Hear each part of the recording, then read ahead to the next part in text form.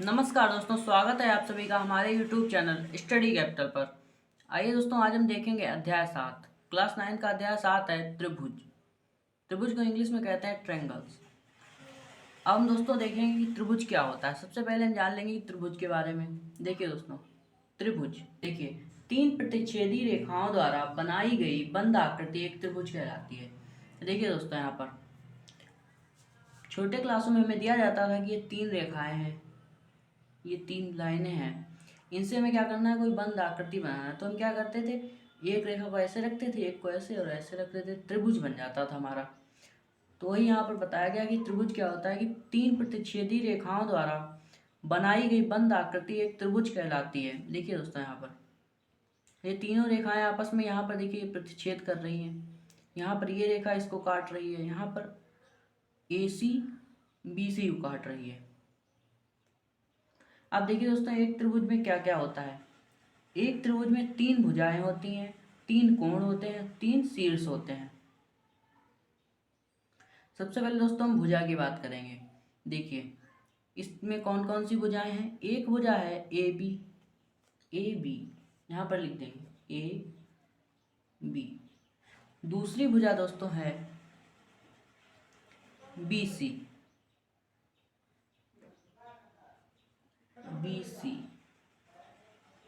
अब दोस्तों देखिए तीसरी भुजा कौन सी है। एक हो गई AB, एक हो गई BC। अब दोस्तों तीसरी कौन सी बची, AC कहेंगे या CA कहेंगे। AC। ये दोस्तों हो गई हमारी तीन भुजाएं। अब दोस्तों हम बात करते हैं कोण के बारे में। देखिए इसके तीन कोण कौन कौन से, एक ये है, एक ये है, एक ये है। तो ये हो गए तीन कोण। अब दोस्तों आगे देखते हैं, इनका नाम कैसे देंगे।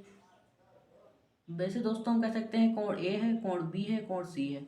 इस तरह से भी हम लिख देंगे कोण A, कोण B, कोण C। अब दोस्तों देखिए आगे यहाँ पर तीन कोण हो गए।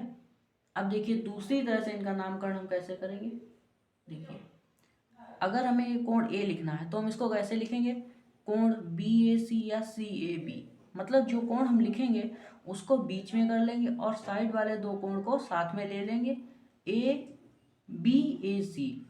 यहाँ पर हम कोण A लिख रहे हैं, जो कोण बीच में होगा उसी का नामकरण हो रहा होगा BAC। तो यहाँ लिख देंगे BAC। कहीं पे यार दोस्तों मिलेगा आपको लिखा BAC, तो आप कौन सा कोण मानेंगे, कोण A मानेंगे। जो बीच में होता है वही कोण होता है, बाकी साइड वाले कोण लेकर और लिख दिया जाता है। अब कोण B को हम दोस्तों कैसे लिखेंगे, ABC लिखें चाहे CBA लिखें, तो हम लिख देंगे कोण ABC। अब दोस्तों देखते हैं अब कौन सा कोण बचा। कोण A हम लोगों ने लिख लिया, कोण B लिख लिया, अब कोण बचा है C। कोण C को हम लोग कैसे लिखेंगे, या तो दोस्तों इधर से लिखेंगे BCA, या दोस्तों लिखेंगे कोण ACB। तो हम लिख देते हैं कोण ACB। ठीक है दोस्तों, अब बात कर लेते हैं शीर्ष के बारे में। तो इसके शीर्ष कौन कौन से हैं। एक शीर्ष ये है, एक ये है, एक ये है। दोस्तों ये इसके तीनों शीर्ष हो गए। तो यहाँ पर लिख देंगे शीर्ष A है, शीर्ष B है, शीर्ष C है। तो दोस्तों हम लोगों ने त्रिभुज के बारे में पूरी जानकारी प्राप्त कर ली है। मेरी समझ से आप लोगों को समझ में भी आ गया होगा। ये कोण A है, कोण B है, कोण C है। देखिए नामकरण मैं दोबारा से बता देता हूँ। जो कोण बीच में लिखा होगा वही कोण होगा। जैसे यहाँ पर लिखा है कोण BAC, तो इसमें कोण कौन सा है, कोण है A, ये वाला BAC। बीच में कौन सा आ रहा है, कोण A, तो A है कोण। इसमें कौन सा है, ABC में ABC। यहाँ से हम जैसे पढ़ना स्टार्ट करते हैं ABC, तो बीच वाला जो होगा वही हमारा कोण हो जाएगा। तो यहाँ पे हो गया कोण B। तीसरा कोण दोस्तों हम लोग देखेंगे कोण ACB। तो यहाँ पर कोण C है बीच वाला। अब दोस्तों हम लोग देखेंगे सर्वांग सम आकृतियाँ। क्या होता है सर्वांग समता और क्या होती हैं सर्वांग सम आकृतियाँ। वे आकृतियाँ जिनके समान आकार और समान माप है। दोस्तों वे आकृतियाँ जिनका समान आकार और समान माप होती है वो सर्वांग सम आकृतियाँ होती हैं। जैसे यहाँ पर देखिए दो हमने लिए हैं वर्ग, इनकी चारों भुजाएं 3 सेंटीमीटर की, और दूसरा वर्ग भी क्या है 3 सेंटीमीटर की, इसकी चारों भुजाएं हैं। यदि हम इस वाले वर्ग को इस वर्ग के ऊपर रखेंगे तो क्या ये वाला नीचे वाला दिखाई देगा? नहीं दिखाई देगा, क्योंकि वो बराबर हो जाएंगे। इसके ऊपर ये रख देंगे तो ये हो जाती है सर्वांग समता। तो ये कौन सी आकृतियां? सर्वांग सम आकृतियां। तो यहाँ पर दोस्तों इसको हम ऐसे प्रदर्शित कर सकते हैं, एक वर्ग बना देंगे छोटा सा, ऐसे करके दोस्तों, ऐसे हम इसको प्रदर्शित कर सकते हैं। ये होता है सर्वांग समता का। हम लोग देखते हैं त्रिभुजों की सर्वांग समता। देखिए दोस्तों यहाँ पर जैसे अभी हम लोगों ने पढ़ा सर्वांग सम आकृतियां, वे आकृतियां जो जिनका आकार और माप समान होती है वे सर्वांग सम होती हैं। तो ये दो त्रिभुज दिए गए हैं यहाँ पर। एक त्रिभुज है त्रिभुज ABC और दूसरा त्रिभुज दोस्तों में दिया गया है त्रिभुज PQR। अब देखिए दोस्तों यहाँ पर आपको देखने में लग रहा होगा कि ये आकृतियां क्या है? समान है। इसको इस आकृति पे रख देंगे तो ये नहीं दिखेगी। तो इसको दोस्तों हम लोग कैसे प्रदर्शित करेंगे? त्रिभुज ABC सर्वांग सम है त्रिभुज PQR के, ऐसे दोस्तों हम लोग प्रदर्शित करेंगे। और दोस्तों इससे हमें क्या पता चल जाएगा कि इसमें क्या है? कोण और भुजाएं बराबर होंगी इसकी, तभी क्या है? ये सर्वांग सम हो पाएगा।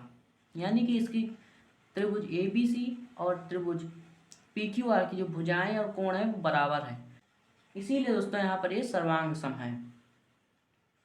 अब हम दोस्तों कुछ सर्वांग समता के नियम के बारे में पढ़ेंगे। अब दोस्तों हम लोग देखते हैं त्रिभुज की सर्वांग समता के नियम के बारे में। त्रिभुज की सर्वांग समता के कुछ नियम होते हैं, उनके बारे में हम लोग देखेंगे। पहला नियम दोस्तों होता है SAS सर्वांग समता नियम। दोस्तों पहले पढ़ लेते हैं फिर बाद में इसको समझते हैं। दो त्रिभुज सर्वांग सम होते हैं यदि एक त्रिभुज की दो भुजाएं और उनके अंतर्गत दूसरे त्रिभुज की दो भुजाएं और उनके अंतर्गत कोण के बराबर हों। अब देखिए दोस्तों यहाँ पर क्या दिया गया है? SAS सर्वांग समता। दो त्रिभुज सर्वांग सम होते हैं यदि एक त्रिभुज की दो भुजाएं और उनका अंतर्गत कोण दूसरे त्रिभुज की दो भुजाएं और उनके अंतर्गत कोण के बराबर हों। अब देखिए दोस्तों क्या बताया गया यहाँ पर? दो त्रिभुज की दो भुजाएं, मान लीजिए एक ये भुजा बराबर है और एक ये भुजा बराबर है, तो इस त्रिभुज की भी ये भुजा बराबर होनी चाहिए, ये भी बराबर होनी चाहिए, ये इसके बराबर हो। देखिए दो भुजाएं दूसरे त्रिभुज के बराबर हो। यहाँ पर देखिए दोस्तों AB बराबर है PQ के, इस साइड वाली, और BC बराबर है QR के। तो यहाँ पर क्या हो गया? ये साइडें बराबर हो गई। और क्या दिया गया है? उनका अंतर्गत कोण, उन रेखाओं के अंतर्गत कोण ये बन रहा है। यहाँ पर इन रेखाओं के बीच में कौन सा कोण बन रहा है? ये वाला, ये होना चाहिए बराबर। यदि दोस्तों क्या है कि दो भुजाएं और उन दो भुजाओं के अंतर्गत बनने वाला कोण बराबर होना चाहिए, तभी क्या होता है? हमारा त्रिभुज सर्वांग सम होता है। किस नियम के हिसाब से? SAS सर्वांग समता नियम के अनुसार। दोस्तों SAS क्या है? साइड एंगल साइड, एक साइड फिर एंगल फिर साइड। यानी कि दोस्तों SAS सर्वांग समता नियम वहाँ पे होगा जहाँ पर दो साइडें बराबर होंगी और उनके बीच का जो उन्हीं साइडों से जो कोण बन रहा है वो बराबर होगा, तो वहाँ पर SAS सर्वांग समता होगी। जैसे कि यहाँ पर दिया गया है कोण B जो है AB और BC से जो रेखाएं जा रही हैं उनसे बना कोण उन्हीं, और जो AB PQ के बराबर है और BC QR के बराबर है इधर, और उनके बीच में जो कोण बन रहा है वो बराबर होगा, तो ये त्रिभुज हमारा सर्वांग सम होगा, क्योंकि साइड एंगल साइड से। अब देखिए दोस्तों यहाँ पर क्या दिया गया है? त्रिभुज ABC सर्वांग सम है त्रिभुज PQR के। अब दोस्तों क्या नियम है? SAS से, साइड एंगल साइड से। अब दोस्तों दूसरा नियम देखेंगे ASA सर्वांग समता नियम। अब दोस्तों हम लोग देखेंगे ASA सर्वांग समता नियम। तो क्या होता है ASA सर्वांग समता नियम? दो त्रिभुज सर्वांग सम होते हैं यदि एक त्रिभुज के दो कोण और उनकी अंतर्गत भुजा दूसरे त्रिभुज के दो कोण और उनकी अंतर्गत भुजा के बराबर हो। अब देखिए दोस्तों यहाँ पर क्या कहा गया है, यदि एक त्रिभुज के दो कोण, अब देखते हैं पहले ए बी सी से देखेंगे दोस्तों त्रिभुज। कोण बी का है, यहाँ पर देखिए कोण बी यदि पी कोण क्यू के बराबर है, कोण सी यदि कोण आर के बराबर है। ठीक है दोस्तों, तो क्या होता है, दो कोण उनकी अंतर्गत भुजा, उनकी अंतर्गत भुजा दोस्तों कौन सी होगी, देखिए दोस्तों कोण बी और कोण सी के अंतर्गत भुजा ये है, 1 2 3 यहाँ पे बना देते हैं, तो इससे पता चल जाएगा कि ये बराबर हैं। तो कोण भुजा बी सी बराबर है क्यू आर के। अब दोस्तों जो कुछ बराबर है वो हम लिखेंगे, बाद में आपको समझाते हैं। देखिए यहाँ पर कोण बी बराबर है कोण सी के, नहीं सॉरी दोस्तों, कोण सी बी बराबर है कोण क्यू के, कोण सी बराबर है कोण आर के। रेखा कौन सी बराबर है, बी सी बराबर है क्यू आर। अब दोस्तों देखिए क्या बचा है हमारे पास, हमारे पास बचा है कोण ए कोण पी। कोण ए बराबर हो जाएगा कोण पी के, क्यों, क्योंकि दोस्तों जब त्रिभुज हमारा सर्वांग समसिद्ध हो जाता है तो जो बाकी भुजाएं और कोण बचते हैं वो भी बराबर होते हैं। ए बी बराबर हो जाएगा हमारा पी क्यू और ए सी बराबर हो जाएगा, ए सी बराबर हो जाएगा पी आर। ये होता है सर्वांग समत्रिभुज की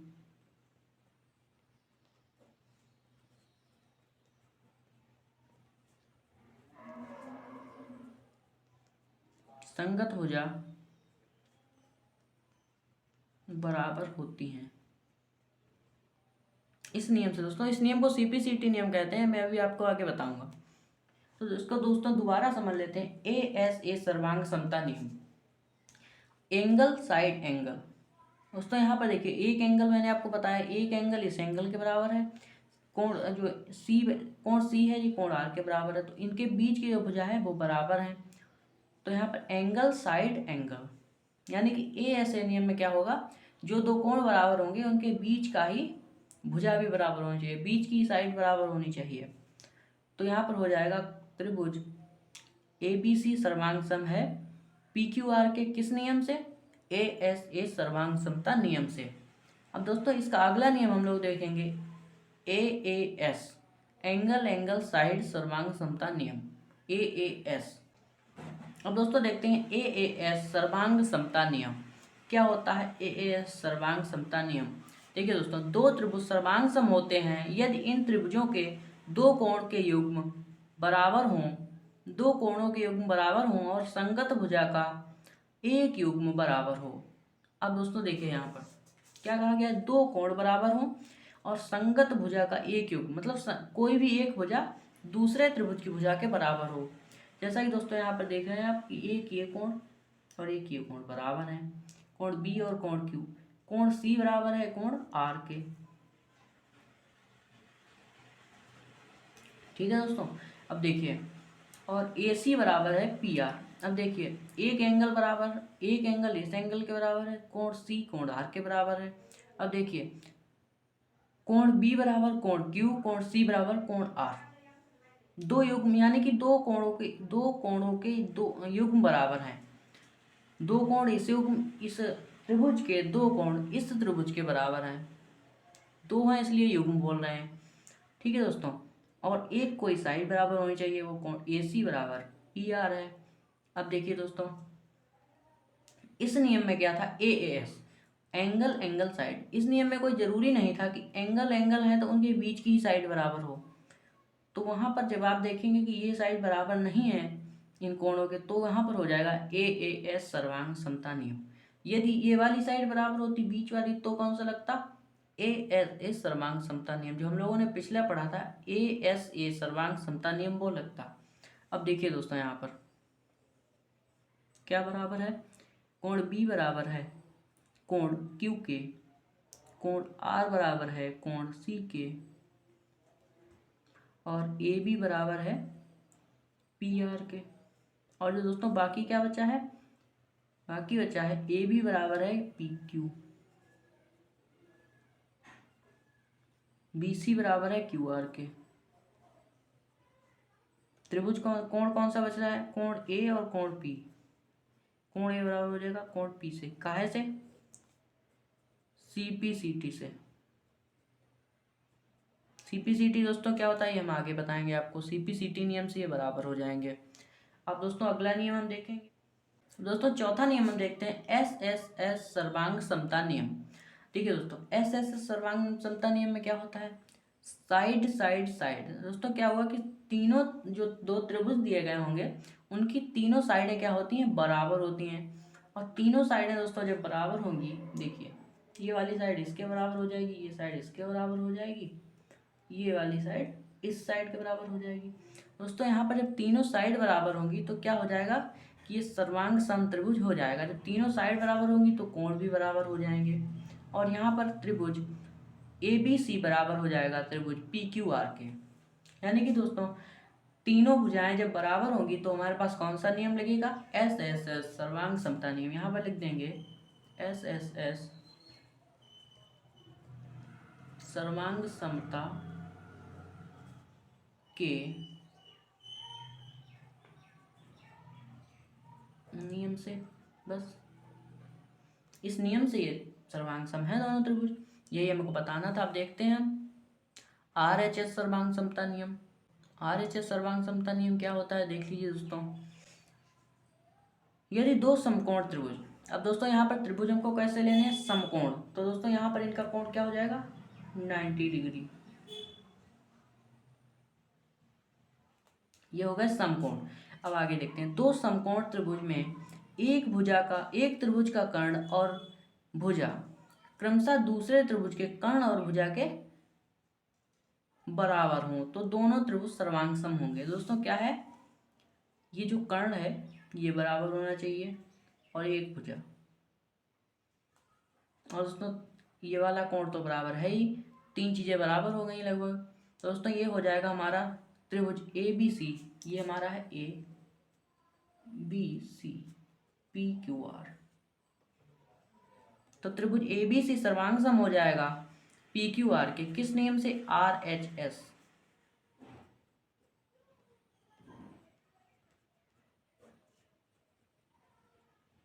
नियम से। दोस्तों हमने सर्वांग समता के जो नियम थे वो पांचों पढ़ लिए हैं, आपको समझ में भी आ गए होंगे। कोई दिक्कत हो तो आप लोग कमेंट कर सकते हैं, मैं उसका वीडियो दोबारा से डाल दूंगा। दोस्तों अगला नियम क्या है? दोस्तों देखते हैं अगला नियम क्या है। सर्वांग सम त्रिभुजों में संगत भाग बराबर होते हैं तथा इसे संक्षिप्त में CPCT भी लिखते हैं। क्या होता है दोस्तों, कोई त्रिभुज जब सर्वांग सम सिद्ध हो जाता है, जैसे मैंने अभी आप बताया था कि CPCT नियम से बाकी चीजें बराबर हो जाती हैं। देखिए दोस्तों, सर्वांग सम त्रिभुजों में संगत भाग बराबर होते हैं। सर्वांग सम त्रिभुज मान लीजिए ये हमने देखा, ये चीजें बराबर हो गई। अभी हमारे पास BC और QR बचा है, लेकिन जब ये सर्वांग सम सिद्ध हो गया है तो क्या होगा? BC और QR भी बराबर हो जाएगा CPCT नियम से। इसे संक्षिप्त में CPCT भी लिखते हैं। तो हम दोस्तों क्या लिख सकते हैं? या तो लिखेंगे सर्वांग सम त्रिभुज की संगत भुजाएं बराबर होती हैं, या लिख सकते हैं CPCT नियम से। अर्थात दोस्तों सर्वांग सम त्रिभुजों के संगत भाग बराबर होते हैं। दोस्तों बचे हुए भाग होते हैं वो भी बराबर होते हैं। तो दोस्तों इसी के साथ क्या होता है, हमारा वीडियो समाप्त होता है। वीडियो अच्छा लगा हो तो लाइक करें, चैनल को सब्सक्राइब कर लें, बेल आइकन को ऑल में जाकर प्रेस कर दें। दोस्तों मिलते हैं अगले वीडियो में, धन्यवाद।